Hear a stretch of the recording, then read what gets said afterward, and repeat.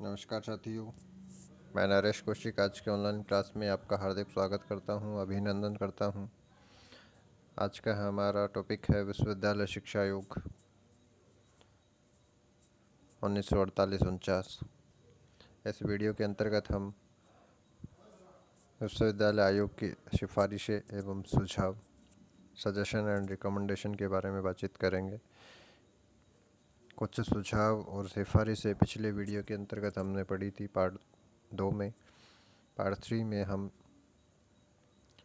शेष जो सिफारिशें और सुझाव हैं उनके बारे में विस्तृत चर्चा करते हैं।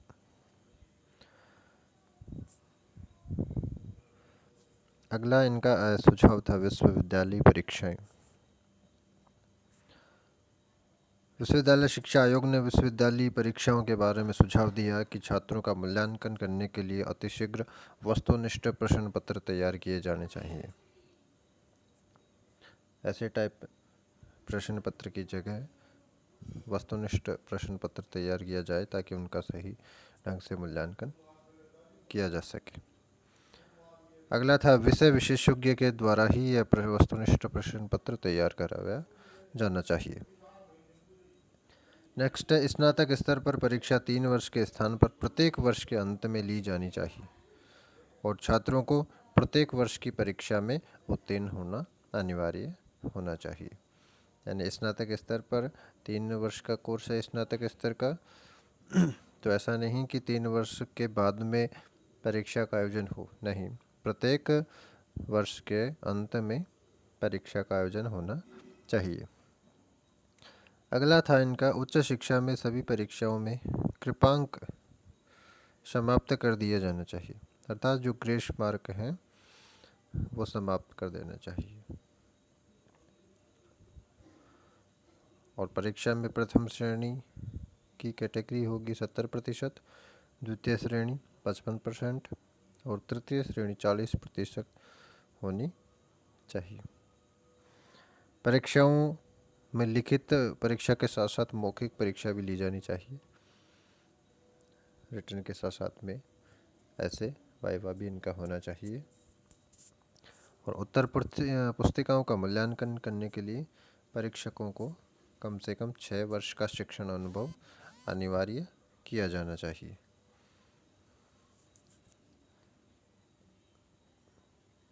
अगला है विश्वविद्यालय शिक्षा में अनुशासन से संबंधित विश्वविद्यालय शिक्षा आयोग के सुझाव। सबसे प्रथम सुझाव था छात्रों को राजनीति से दूर रखा जाना चाहिए। हम मानते हैं सर्वप्रथम राजनीति की जो शुरुआत है वह महाविद्यालय स्तर पर और विश्वविद्यालय स्तर पर होती है, कॉलेज लेवल में होती है। इसलिए सबसे पहला सुझाव था कि छात्रों को राजनीति से दूर रखा जाना चाहिए। अगला था छात्र और शिक्षकों के बीच स्नेहपूर्ण संबंध होना चाहिए। तीसरा था छात्रों में आत्मविश्वास की भावना पैदा की जानी चाहिए। और अंतिम था छात्रों में अनुशासन लाने के लिए उनके माता पिता का सहयोग अपेक्षित है। यानी विद्यार्थियों में अनुशासन के लिए शिक्षक माता पिता का सहयोग प्राप्त करें और विद्यार्थी को अनुशासित करें। अगला है विश्वविद्यालय शिक्षक। विश्वविद्यालय शिक्षक के संबंध में आयोग ने सुझाव दिया। शिक्षा की योजना की सफलता शिक्षकों की योग्यता एवं कर्तव्य निष्ठता पर निर्भर करती है। इसलिए योग्य व्यक्तियों के शिक्षण कार्य की ओर आकर्षित करने के लिए शिक्षकों के वेतन और सेवा दशाओं में सुधार करने के लिए आयोग ने निम्नलिखित सुझाव दिए। उसमें पहला है शिक्षकों की नियुक्ति। यानी विश्वविद्यालयों और महाविद्यालयों में शिक्षकों की नियुक्ति करते समय उनकी शैक्षिक योग्यता के साथ साथ में उनकी शिक्षण कुशलता और नेतृत्व क्षमता को भी देखा जाना चाहिए। उसके बाद में शिक्षकों की नियुक्ति की जानी चाहिए। अगला है शिक्षकों की पदोन्नति। यानी शिक्षकों की पदोन्नति वरिष्ठता के अलावा उनकी जो शिक्षण कुशलता है, उनका ज्ञान है और उनके द्वारा जो रिसर्च वर्क है, शोध कार्य हैं, उनके आधार पर की जानी चाहिए। नेक्स्ट है वेतनमान। शिक्षकों को वेतन भविष्य निधि प्रदान करने की उत्तम व्यवस्था की जानी चाहिए। रिसर्च फेलो, लेक्चरर, रीडर और प्रोफेसर, इन सब के लिए अलग अलग वेतनमान निश्चित किए जाएं, क्योंकि पद अलग अलग हैं, वेतनमान अलग अलग होने चाहिए और इन वेतनमानों को शीघ्र लागू किया जाना चाहिए। अगला है सेवा दशाएं। शिक्षकों को अध्ययन के लिए एक बार में 1 वर्ष और संपूर्ण सेवा काल में अधिक से अधिक 3 वर्ष का अवकाश दिया जाना चाहिए। शिक्षकों को 60 वर्ष की अवस्था में सेवानिवृत्त किया जाना चाहिए और अच्छे स्वास्थ्य वाले शिक्षकों को 64 वर्ष की अवस्था तक अपने पदों पर कार्य करने की अनुमति प्रदान की जानी चाहिए। अगला है कार्यभार, यानी शिक्षकों को एक सप्ताह में 18 घंटे से अधिक का शिक्षण कार्य नहीं दिया जाना चाहिए। नेक्स्ट है निवास सुविधा। शिक्षकों के लिए कम किराए के निवास स्थानों की व्यवस्था विश्वविद्यालय के पास ही की जानी चाहिए, जिससे कि उनका ट्रांसपोर्ट का समय खर्च यह बच सके। अगला है विश्वविद्यालय स्त्री शिक्षा। स्त्री शिक्षा के संबंध में आयोग ने सुझाव दिए कि स्त्री शिक्षा के पाठ्यक्रम में गृह विज्ञान, गृह सज्जा और पालन पोषण की शिक्षा को स्थान मुख्य रूप से दिया जाना चाहिए, ताकि स्त्री अपना कर्तव्य, अपना धर्म आसानी के साथ में निभा सके। दूसरा है उच्च शिक्षा पर सह शिक्षा की व्यवस्था की जानी चाहिए, यानी उच्च शिक्षा का जो स्तर है उस पर सहकर्मियों के साथ में सह शिक्षा की व्यवस्था की जानी चाहिए। नेक्स्ट है स्त्री शिक्षा का मुख्य उद्देश्य उन्हें कुशल माता और कुशल गृहिणी बनाना होना चाहिए, क्योंकि समाज का मुख्य अंग, समाज के दोनों पहलू पुरुष और स्त्री होते हैं। बिना किसी एक पहिए के यह गाड़ी नहीं चल सकती। उसी प्रकार स्त्री और पुरुष दोनों के द्वारा ही समाज रूपी जो गाड़ी है, परिवार रूपी जो गाड़ी है, वो चल पाती है। इसलिए स्त्री शिक्षा का मुख्य उद्देश्य उन्हें कुशल माता के रूप में, कुशल गृहिणी के रूप में बनाना होना चाहिए। अगला है स्त्रियों को उनकी प्रकृति एवं आवश्यकता के अनुसार शिक्षा प्रदान की जानी चाहिए। जैसे उनकी प्रकृति है, जैसी उनकी आवश्यकता, उसके हिसाब से उनको शिक्षा प्रदान की जानी चाहिए। नेक्स्ट है अध्यापिका को पुरुष शिक्षकों के बराबर में वेतन होना चाहिए। अन्य जो भत्ते हैं वो बराबर होने चाहिए और जो सुविधाएं हैं वो भी पुरुष अध्यापक और स्त्री अध्यापक का दोनों के बराबर होने चाहिए। नेक्स्ट है विश्वविद्यालय व्यावसायिक शिक्षा। विश्वविद्यालय व्यावसायिक शिक्षा के अंतर्गत आयोग ने व्यावसायिक शिक्षा के महत्व को स्वीकार किया और इसके संबंध में निम्न सुझाव दिए, जिसमें कृषि शिक्षा सबसे पहले हम बात करते हैं। तो शिक्षा के सभी स्तरों में कृषि शिक्षा को मुख्य स्थान दिया गया। छात्रों में कृषि का ज्ञान प्रदान करने के लिए गांवों में कृषि शिक्षा संस्थानों की स्थापना की जानी चाहिए, सुझाव दिया गया। और स्नातक स्तर पर कृषि शिक्षा का पाठ्यक्रम 3 वर्ष का हो, ऐसा सुझाव दिया गया। अगला सुझाव उन्होंने कृषि महाविद्यालयों को आर्थिक सहायता देकर उसमें सुधार करने के लिए अपेक्षित किया गया। परास्नातक कृषि शिक्षा का प्रबंध कृषि विश्वविद्यालयों तथा ग्रामीण विश्वविद्यालयों में ही किया जाना चाहिए। कृषि के क्षेत्र में शोध कार्य की व्यवस्था भी की जानी चाहिए और शोध कार्य पर के लिए केंद्रीय और जो राज्य सरकारें हैं दोनों प्रयोगात्मक फार्म के रूप में, एक्सपेरिमेंटल फार्म्स के रूप में स्थापित किए चाहिए।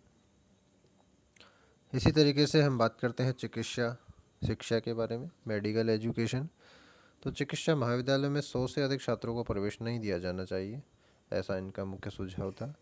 उसके बाद में चिकित्सा के जो कोर्स की अवधि है वो 3 वर्ष की हो उसके बाद 1 से 1.5 साल तक का जो व्यावहारिक कार्य है वो करवाया जाना चाहिए, इंटर्नशिप जिसको हम बोलते हैं।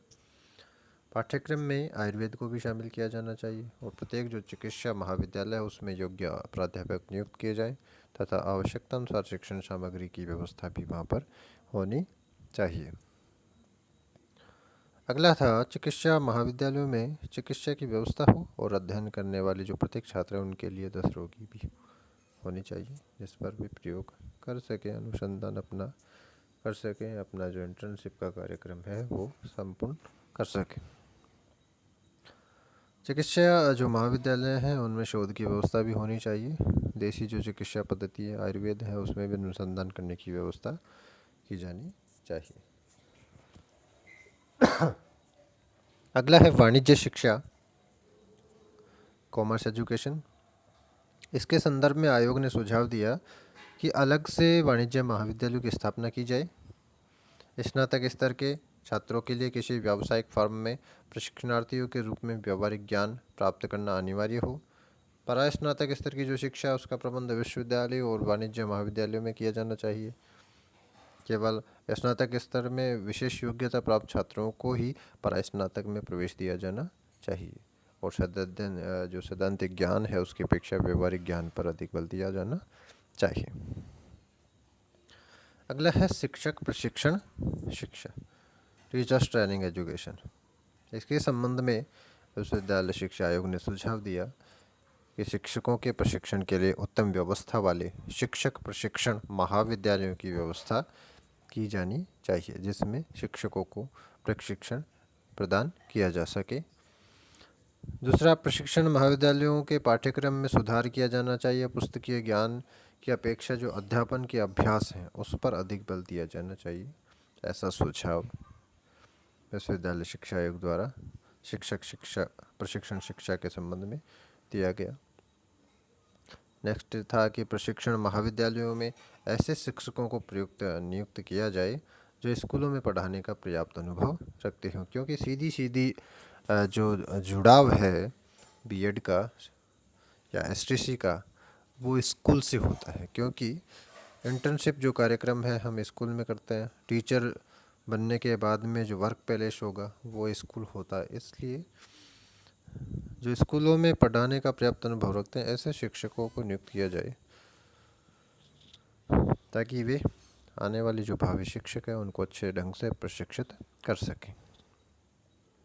अगला था शिक्षक प्रशिक्षण के पाठ्यक्रम को लचीला बनाया जाना चाहिए और उनका वार्षिक मूल्यांकन में शिक्षण अभ्यास को विशेष महत्व दिया जाना चाहिए।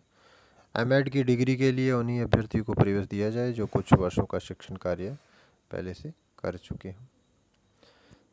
अगला हम बात करते हैं कानून शिक्षा, लॉ एजुकेशन। इस संदर्भ में आयोग ने सुझाव दिए कि कानून पाठ्यक्रम में स्नातक उत्तीर्ण जो छात्र हैं उनको ही प्रवेश दिया जाए। 3 वर्ष की इसकी अवधि हो, तीसरे वर्ष में व्यवहारिक प्रशिक्षण प्रदान किया जाए और जो कानून महाविद्यालय उनका पुनर्गठन किया जाए।